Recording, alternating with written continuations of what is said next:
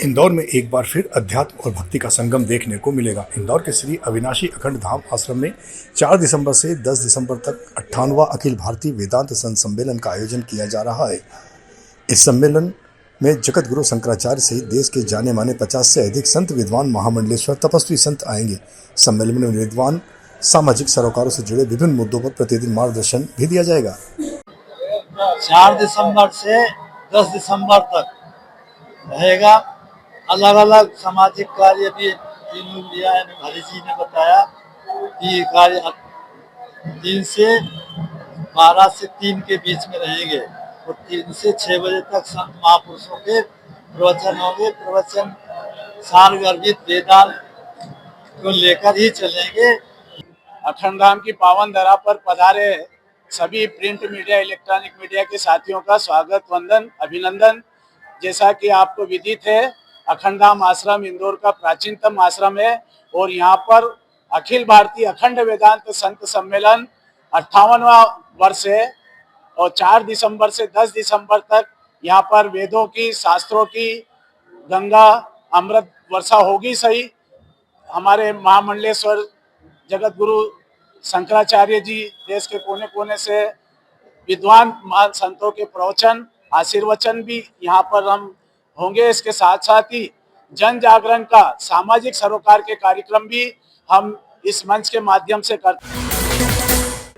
इंदौर के साउथ तुकगंज स्थित जाल सभागृह में विश्व हिंदू परिषद और बजरंग दल के द्वारा आयोजित एक कार्यक्रम गुरु तेग बहादुर जी के 350वें बलिदान वर्ष को समर्पित रहा। यह आयोजन श्रद्धा, अनुशासन और आध्यात्मिक माहौल के साथ आगे बढ़ा, जहां शुरुआत में गुरु परंपरा का स्मरण और श्री कीर्तन की प्रस्तुतियां हुई। मुख्य वक्ता आरएसएस मालवा प्रांत के कार्यवाहक विनीत नवाथे रहे, जिन्होंने अपने संबोधन में कहा कि गुरु तेग बहादुर जी का बलिदान केवल किसी एक समाज के लिए नहीं बल्कि संपूर्ण मानवता के लिए दिया गया संदेश है। आज गीता जयंती के अवसर पर और विश्व हिंदू परिषद के लिए तो बहुत ही मुख्य दिन है आज, और सभी समस्त हिंदू समाज के लिए, क्योंकि आज ही के दिन बाबरी का ढांचा गिराया गया था और एक अपने आप में पूरे हिंदू समाज के लिए एक शौर्य गाथा का एक परचम लहराया था। आज विश्व हिंदू परिषद इंदौर विभाग ने गुरु तेग बहादुर जी, जो सिख समाज के 9वें गुरु थे, उनके 350वें बलिदान वर्ष पर एक संगोष्ठी का आयोजन करा था, जिससे समस्त हिंदू समाज के लिए उन्होंने जो त्याग और बलिदान करा था, वो सभी समाज बंधुओं को उनकी पूरी वीरता और उनकी पूरी वीर गाथा के बारे में सभी समाज बंधुओं को जानकारी मिले। इंदौर नगर पालिक निगम की जन सुनवाई इस मंगलवार को फिर जनता की उम्मीदों का मंच बनी, जहां रोजमर्रा की परेशानियों से जूझ रहे नागरिक अपने अपने आवेदन लेकर पहुंचे थे। कुल 34 शिकायती आवेदन पत्र यहां आए। गौर करने वाली बात यह रही कि कई शिकायतों का समाधान वही मौके पर कर दिया गया। स्वच्छता, जल प्रदाय, सड़क, संपत्ति और पार्किंग जैसी समस्याएं सबसे ज्यादा सामने आई। कुछ जटिल मामलों को विभागीय अधिकारियों को अध्ययन के लिए सौंपा गया ताकि उनका समाधान और नियमों के आधार पर कार्रवाई हो सके। मैं भी व्हाट्सएप कर देता हूँ। सर, प्रति जो साप्ताहिक जन सुनवाई है इस बार भी आयोजित की गई है, किस तरह के मामले? आज 34 आवेदन हमें प्राप्त हुए हैं।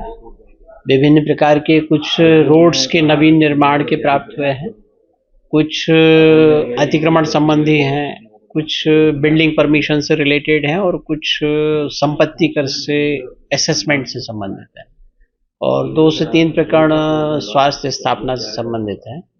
तो उनका जिनका निकाल हो सकता था उनका निकाल करने का बोल दिया है और साथ ही जिनका तात्कालिक रूप से निकाल हो चुका था उनको अपने फाइल से प्रिंट निकाल के उनको संसूचित कर दिया समक्ष में। मुख्यमंत्री डॉक्टर मोहन यादव ने सोमवार रात इंदौर पहुंचने के बाद दलाल बाग स्थित आश्रय स्थल का निरीक्षण किया। इस दौरान उन्होंने यहां ठंड से ठिठुर रहे नागरिकों को कंबल भी वितरित किए। इंदौर हाईकोर्ट ने शहर की बीआरटीएस की एक साइट की रेलिंग 15 दिन में हटाने के आदेश जारी किए हैं। इसके साथ ही हाईकोर्ट ने इस मामले में अब तक की गई कार्रवाई की रिपोर्ट भी तलब की है। इस दौरान यहां उपस्थित नगर निगम के अधिकारियों ने बताया कि 3 माह में बीआरटीएस हटाने का कार्य पूर्ण हो जाएगा। एक साइट की रेलिंग 15 दिन में हटा ली जाएगी। इन दिनों इंदौर जिले में एसआईआर का काम काफी तेजी से चल रहा है। सांवेर विधानसभा का एसआईआर का काम 100% पूरा हो चुका है। इस मामले में निर्वाचन आयोग के अधिकारियों ने एसडीएम घनश्याम धनगर को हार पहनाकर सम्मानित करते हुए उनके कार्य की काफी प्रशंसा की है। इंदौर के पीएमबी गुजराती आर्ट कॉलेज के नवनियुक्त प्राचार्य डॉक्टर सुशीम पगारे ने पदभार ग्रहण कर लिया। इस मौके पर वरिष्ठ पत्रकार डॉक्टर प्रतीक श्रीवास्तव के साथ कॉलेज के शिक्षक स्टाफ के द्वारा उनको बधाई के साथ शुभकामनाएं देते हुए पुष्पगुच्छ भेंट किया गया। इंदौर में प्रधानमंत्री आवास योजना के तहत बनाए गए मकानों में लगातार समस्याएं सामने आ रही है। परेशान रहवासी अपनी शिकायतों को लेकर सरकारी दफ्तरों के चक्कर काटते काटते थक चुके हैं, लेकिन हालत अभी भी जस के तस बने हुए हैं।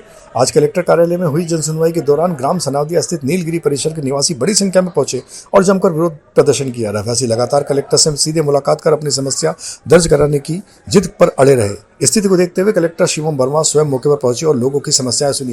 रहवासियों ने परिसर की सुरक्षा और मूलभूत सुविधाओं को अभाव को लेकर कलेक्टर को आवेदन सौंपा है। उनका कहना है कि बिल्डिंग में फैली अव्यवस्था के संबंध में वे कई बार नगर निगम के अधिकारियों को शिकायतें दर्ज करा चुके, लेकिन आज तक समाधान नहीं मिला है। फिलहाल कलेक्टर ने भी आश्वासन दिया है। मकान मिले थे वो हमें प्राइवेट मिले थे, क्योंकि उसका हमने पूरा लोन किया था और हमें ये नहीं बताया गया था कि जिनके मकान टूटेंगे उन्हें भी यही मकान दिए जाएंगे। हमें पलाश, शिवालिक परिसर और गुलमार दिखाकर हमारे साथ फ्रॉड हुआ। हम 18% का ब्याज भर रहे हैं और हम ये कलेक्टर साहब से ही चाहते हैं या तो वो हमारी सारी मांगे पूरी करे, क्योंकि वो कह रहे कि बाउंड्री नहीं होगी तो मुझे तो बाउंड्री चाहिए। क्या क्या समस्या है? समस्या ये है कि वहाँ पानी की दिक्कत है, A to Z सारी लिफ्टें बंद है। हर व्यक्ति 8 मंजिल चढ़ रहा है, पानी अपने हाथों से चढ़ा रहा है, क्योंकि 4-4 दिन नर्मदा लाइन फूट जाती है तो हर लेडीज अपने पानी चाह धो के ऊपर लेके चढ़ती है। सिलेंडर वाला बोलता है हम सिलेंडर ऊपर नहीं रखेंगे 8 मंजिल पे, तो बुजुर्ग व्यक्ति तो 8 मंजिल से सिलेंडर नहीं चढ़ा सकता। सभी के घर से सब जॉब करते हैं, सब आम इंसान है, सब सुबह नौकरी पे चला जाते हैं, वो सिलेंडर नीचे रख के चला जाता है। ठीक है, हम ये सभी ये चाहते हैं कि हम जिस मांग को लेकर यहाँ आए हैं कलेक्टर साहब हमारी सभी मांगे पूरी। क्या क्या कुछ डिमांड है? देखिए, परिसर में कुछ समस्याएं हैं इनकी, कुछ लिफ्ट की, मेंटेनेंस की, सिक्योरिटी की। तो पॉइंट नोट करा है। परसों के दिन एक बार वहां पर प्रधानमंत्री आवास के अधिकारी भी जाकर कैंप लगा के इनकी समस्याओं को सुनेंगे, निराकरण करेंगे। और कुछ सिक्योरिटी संबंधी कोई विषय आ रहे थे, उसके लिए भी हम लोगों ने कहा है कि जो सिक्योरिटी गार्ड हैं, जो मेंटेनेंस में रहने चाहिए, उनकी संख्या बढ़ाकर हमें काम करना चाहिए। परिसर में सभी लोग सामंजस्य से रहे, मतलब अच्छे से रहें, इसके लिए हम लोग दृढ़बद्ध हैं और इसमें नगर निगम अपनी कार्रवाई भी करेंगे। इनकी कैंप लगाकर इनकी समस्याओं को वही मौके पर निराकरण करेंगे। इन दिनों एसआईआर का कार्य जगह जगह बेहद तनावपूर्ण माहौल में भी चल रहा है। इसी पर हमारे दैनिक दोपहर समाचार पत्र के कार्टूनिस्ट जयंत लाखे के द्वारा कार्टून के माध्यम से एक संदेश जारी किया गया है कि वे किस कदर अधिकारियों के दिलो दिमाग पर एसआईआर का काम हावी हो रहा है।